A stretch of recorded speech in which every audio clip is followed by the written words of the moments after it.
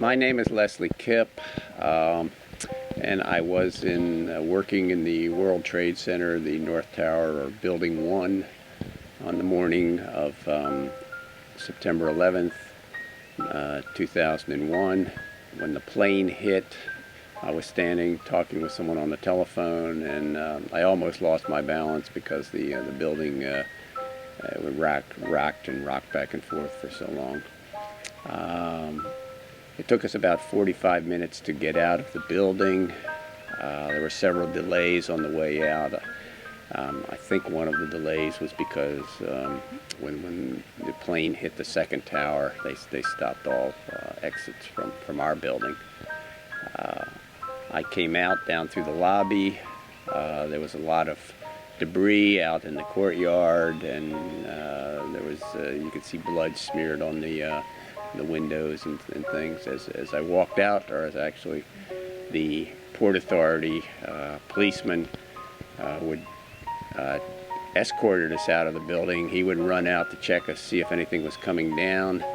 If the way was clear, then about 10 or 15 of us would run across this open space.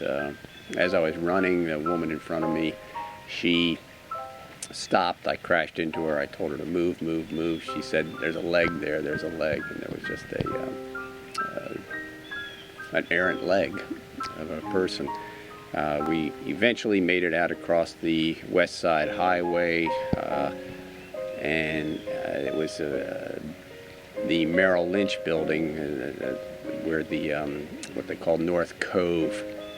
That was the first time that I really had a chance to get out and look back up at the World Trade Center.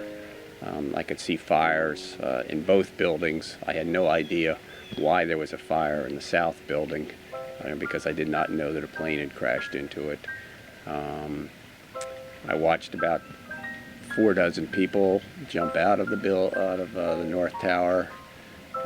Waited for about 15-20 minutes to see if any other employees from our company were coming out. We rounded up about 12. We exchanged phone numbers and emails, and then everybody just kind of started to drift off.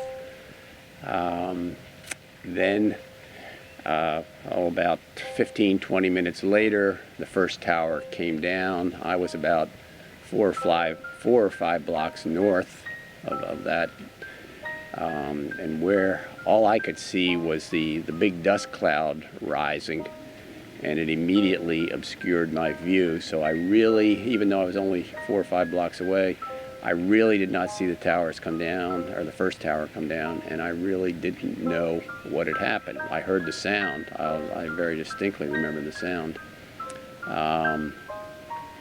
But it wasn't until somebody said that the first tower, or the South Tower, collapsed that I understood, and I really didn't believe them. I thought, no, these things can't come down. And so I spent the next 20 minutes or so working my way around. I eventually got over to City Hall to see if the tower had actually collapsed.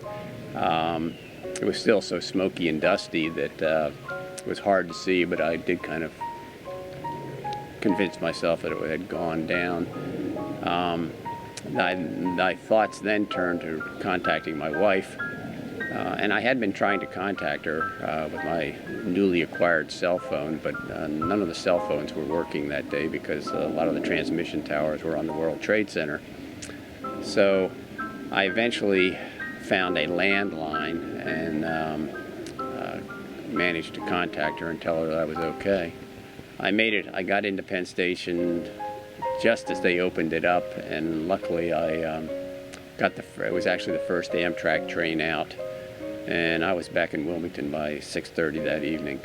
I'm glad that they got him, there's no doubt about that, mainly because I think a lot about, on our way out of the building, we passed, it was about 10 firemen on the way up. I think about them quite a bit.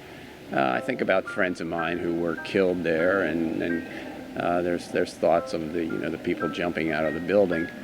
I'm glad that they got him, and I think it's a credit to the perseverance of the people in the government who have pursued him all this time. My hat is off to the U.S. servicemen and the intelligence, people in the intelligence community who have, again, stayed the course and persevered.